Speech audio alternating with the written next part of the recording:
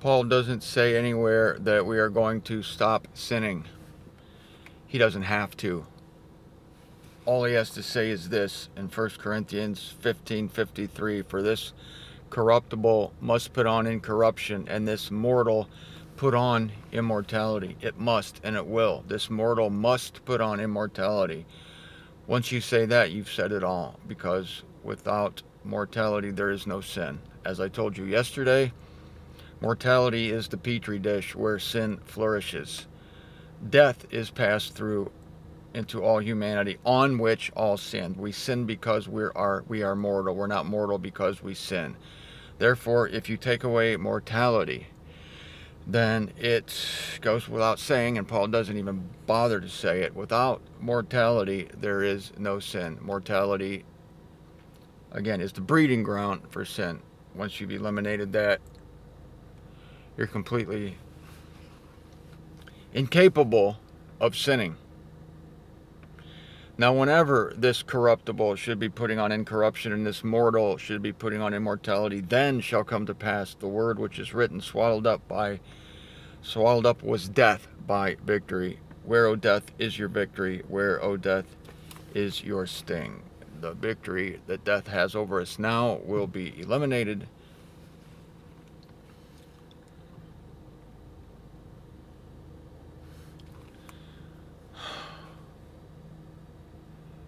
Swallowed up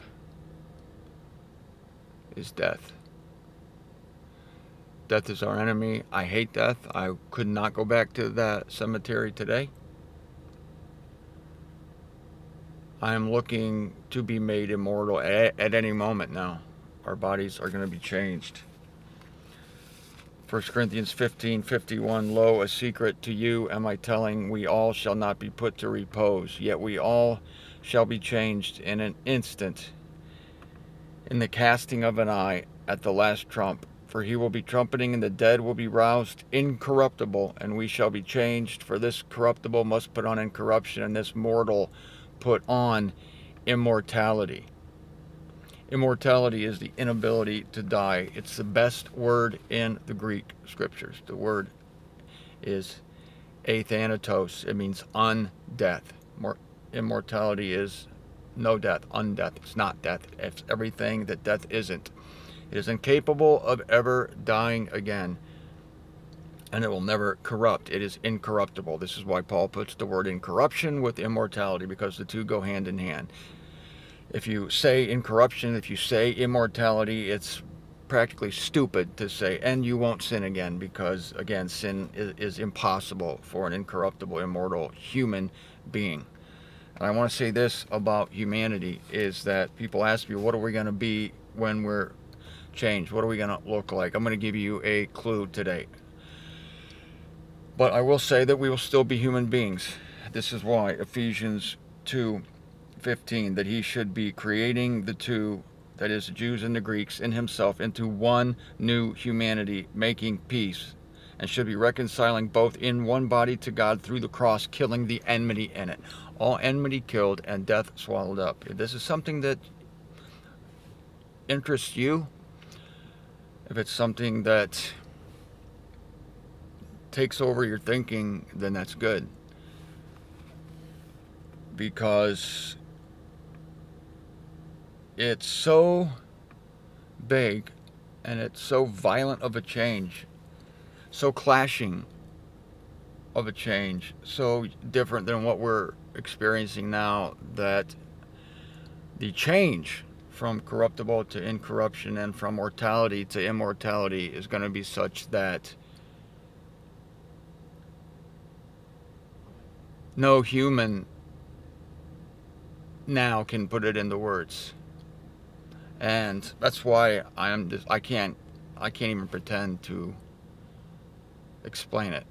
I can explain it, but I can't even pretend to describe what it's going to feel like. But the point in Ephesians 2:15 is that he's making the two into a new humanity, a new humanity. It's not a destruction of humanity. Humanity's not destroyed. We're still human beings, but we are new human beings. It's a new humanity. We are acquainted with no other humanity except the old humanity. We are living in the old humanity. We know that our old humanity was crucified. We learned that in Romans chapter 6. Our old humanity was crucified with Christ. This verse in Ephesians 2 gives us news subsequent to the truth of the death of the old humanity. If the old humanity dies, what do we have? Well, we have a new humanity.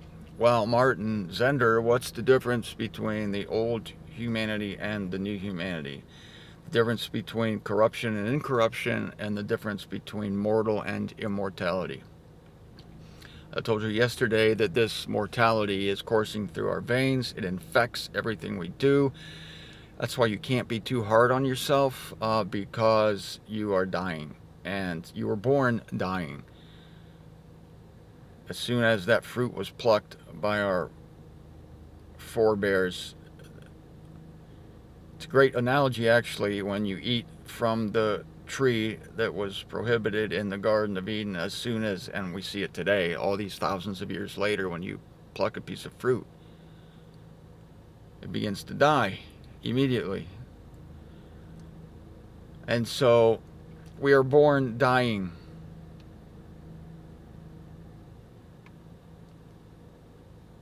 It's like, how you doing today? I'm dying.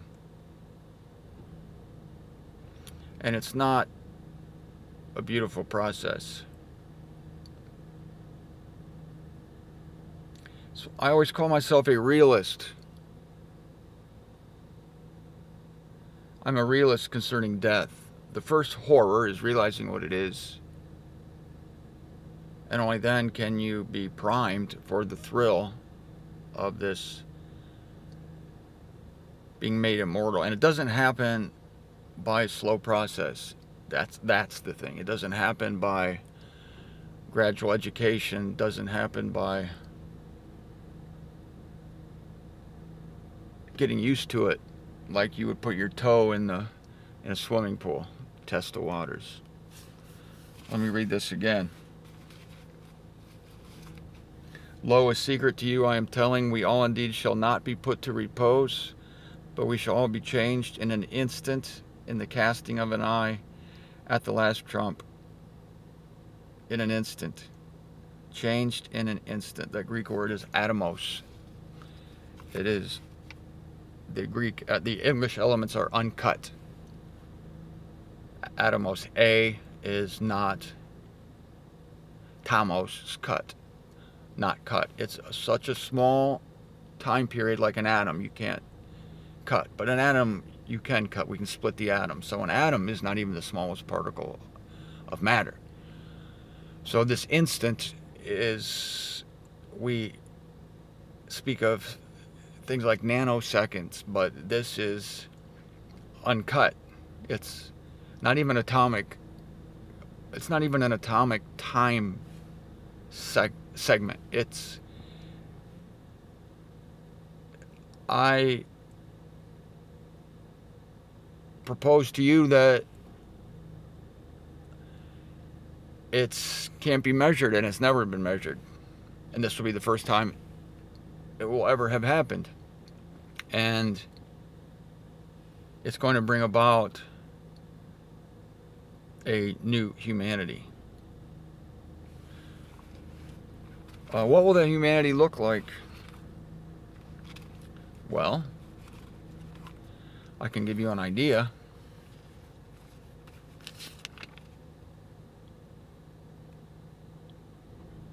Paul asks the question in 1 Corinthians 15:25, someone will be protesting, how are the dead being roused? Now with what body are they coming? What you are sowing is not being vivified if it should not be dying. I told you yesterday that dying was the prerequisite for living. That being mortal is the prerequisite for immortality. This mortal must put on immortality. And Paul compares it to sowing. This is the simplest example in the scripture, and it makes me realize why there are things that grow from seeds. This is why. The whole seed thing, you plant a seed in the ground and it becomes this magnificent, different thing. This began in Eden when God created, so that Paul could have this example, so that we could understand the principle of no dying, no resurrection, no mortality, no immortality, no corruption, no incorruption. What you are sowing is not being vivified if it should not be dying. We know that there's a generation that will not die. This is why the importance of the word dying. It's dying. Some of us, we're all dying. Some of us will not taste death. I don't believe any of us will taste death. The Lord is coming for us soon. But the analogy still fits. It's a seed. And what you are sowing, you are not sowing the body which shall come to be, but a naked kernel, perchance of wheat, or some of the rest, or any other thing that grows from a seed. Yet God is giving it a body according as He wills, and to each of the seeds its own body. Each seed has its own body, but it must be planted. A seed is a humble, small, hard, insignificant looking thing. And then not one farmer or not one gardener on this planet understands how something that looks like this, and I've been saving this package of wildflower seeds for this demonstration. I haven't even opened it yet. I bought this months ago thinking I was going to do this months ago, but I didn't. But I'm going to show you what wildflower seeds look. This is not a movie, okay? This is so fantastic that you would think that what I'm going to do now is some science fiction thing. I'm going to show you what these seeds look like. I haven't even seen them myself. I'm pouring them in my hand. Look at this. Look at this. These are wildflower seeds. You see these things? They're small, dark, hard. I can't hardly even get one in my fingers to show it to you. You see that? That's a seed. Do you know what these things become? If you put these things in, this is not science fiction. This actually happens every day, and we forget the miracle of it, and we forget this picture in 1 Corinthians. Look what these things, look what happened. Look. These are wildflowers. You put those seeds in the ground and they become these impossibly beautiful, colorful, intricate, unbelievable flowers. From this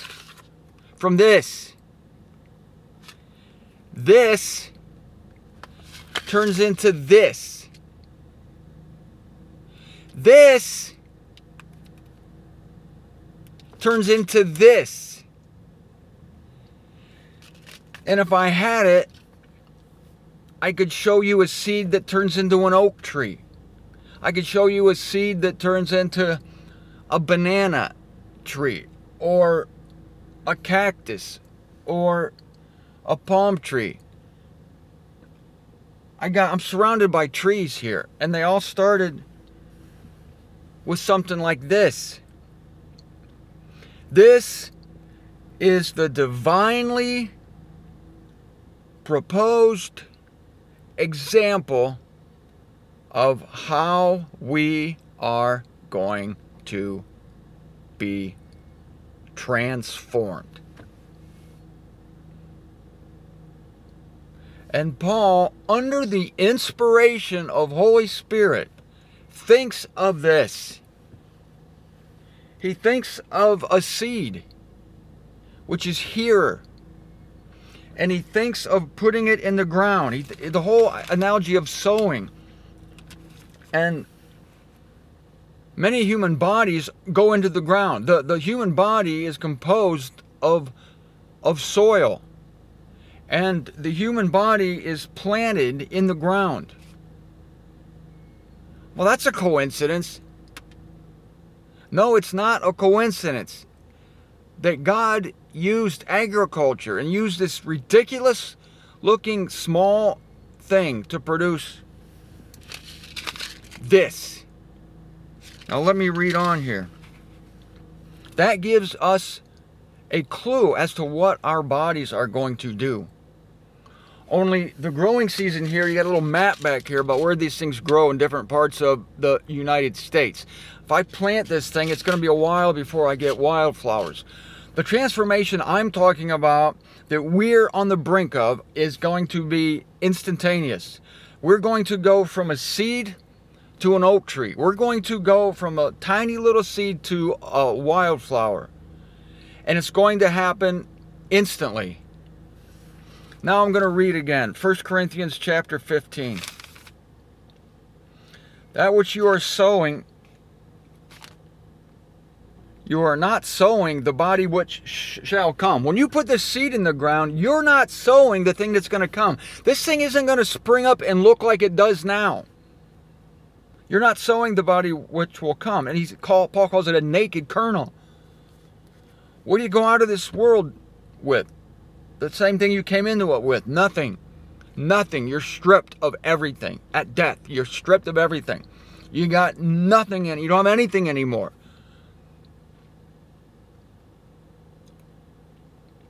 And it's shoved into the ground.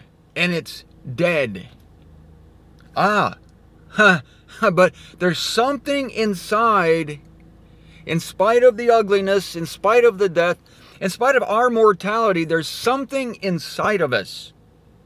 Just like there's something inside of this seed. I don't know what the hell it is. It's a miracle. There's something inside of it that when you put it in the ground and forget about it, it turns into this. All right, we put human beings in the ground or in tombs, and the flesh goes to hell. It rots.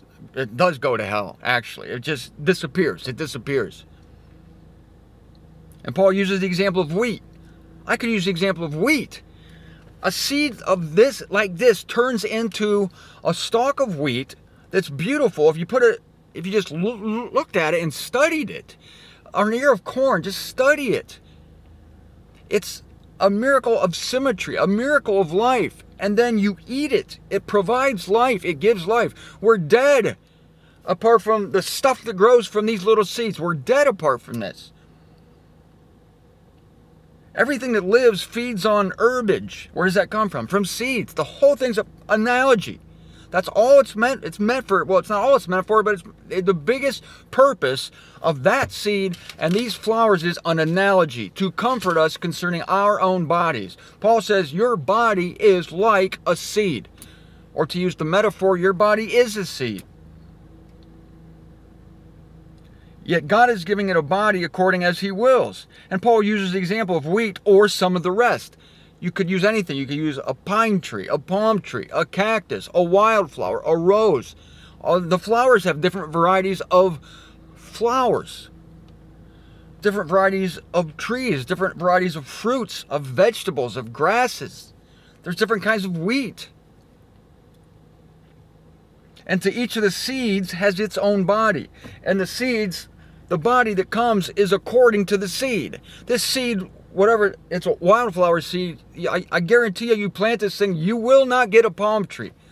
You will not grow a banana from this particular seed. This seed will not produce a cactus or a stalk of wheat. It's going to produce this, and that's a law of God, each according to its kind. Now, all flesh is not the same flesh, verse 39, but there is one indeed of humans, yet another flesh of beasts, yet another flesh of flyers, another of fish. So even among the souls, the living things that venture around, There are different kinds. There are fish, there are fowls, there are human beings, there are animals. Just like there are tulips, there are roses, there are palm trees, there are cactus, there are apple trees. Paul goes on, there are bodies celestial as well as bodies terrestrial. This means that our bodies, when they are made immortal, will be different than the bodies of the Israel saints on earth. They have terrestrial bodies. The body that Jesus came back in after his resurrection was a terrestrial body. It had no blood. It was flesh and bone. And this is the body that Israel will come back in. It's a body suited to the earth, to the terrestrial sphere. Yet Paul says there are bodies celestial as well. And for that, we look to our resurrected Lord, who appeared to Saul on the road to Damascus in a body that was so glorious, that was so not the seed that was sown, that it blinded Saul. There are bodies celestial as well as bodies terrestrial, but a different glory indeed is that of the celestial, yet a different of the terrestrial, different glory. Israel's saints, when they're resurrected in a terrestrial body, they have a different glory than a celestial body, the body we will have. Ours is a greater glory. Doesn't mean we're better, it just means we're different. Now Paul is going to focus in on the celestial bodies. And he's going to say this. And he's using the celestial bodies that we see from the vantage point of earth. He's talking about things like the sun and the moon and the stars. And here he goes.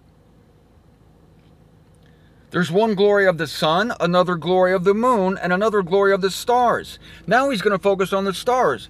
And he says star is excelling star in glory. So Paul is opening subcategories.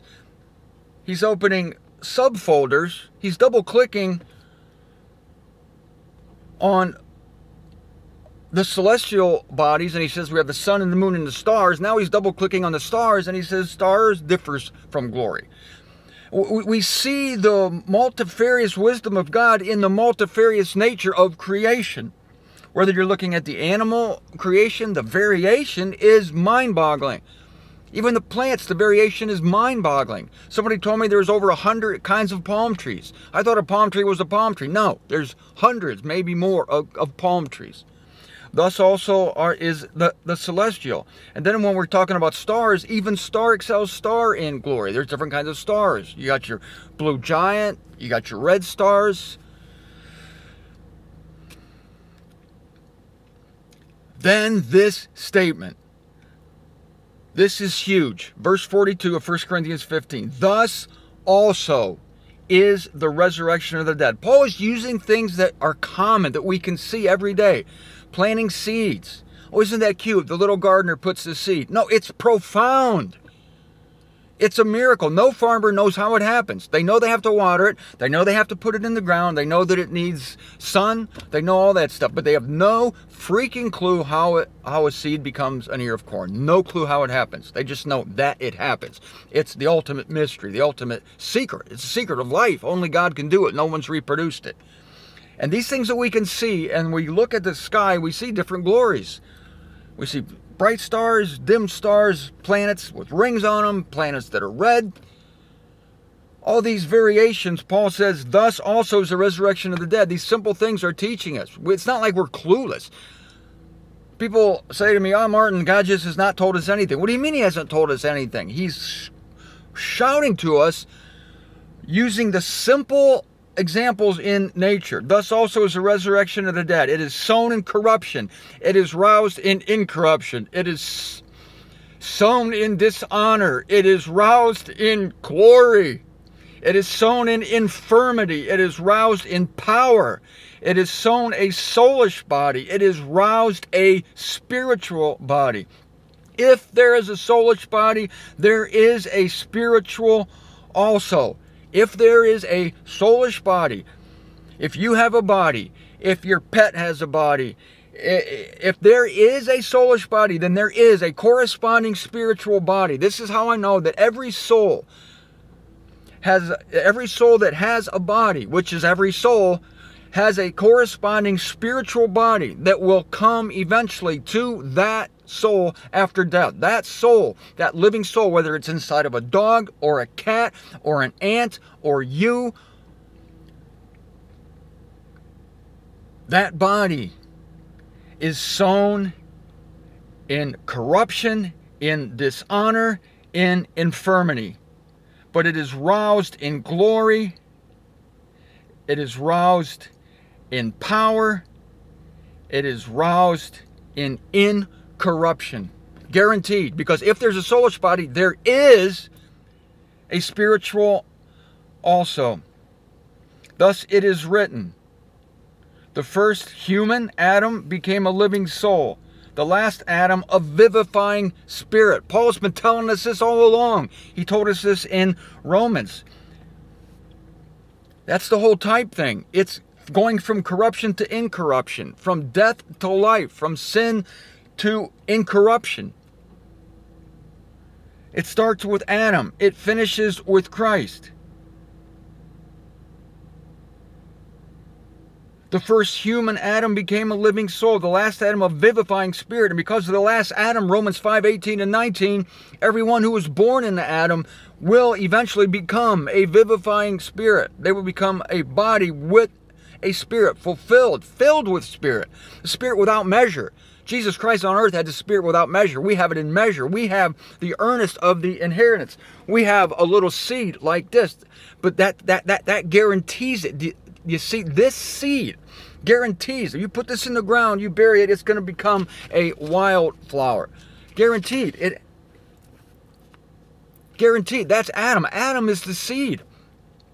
And what does it produce? A bunch of Adam people, a bunch of dying people, a bunch of people who sin because they're dying. But what is Christ? He's the last Adam. He's not the second Adam, he's the last Adam. We're not going to need another Adam after Christ because he perfects, he changes it. He changes it from the seed to the wildflower. And that's what he's going to do. He's a vivifying spirit. But not first the spiritual, but the soulish thereupon the spiritual. That's the order of things. I have to end with this because of my time. I want to go on, and I could go on. Maybe I should go on, but I will go on the next show, Monday. But this is the inspired order of things. You cannot have it any other way. It's impossible. Why didn't God just give us life first? Why didn't God just bring us incorruption first? Why doesn't God just start us with glory? Why doesn't God start us with immortality? No. Why doesn't God just start the wildflower? Why the seeds? Why the seeds? It's a lesson. It's all for the experience of contrast. We will never know the thrill of resurrection unless we've tasted death. And man, we are tasting death. But look up at the sky tonight. Look at the glory. Look at the different glories. Better yet, just walk through the grass. Look at a bush, a lilac bush. Look at a tree. And you understand that it came from this. Thus also is the resurrection of the dead.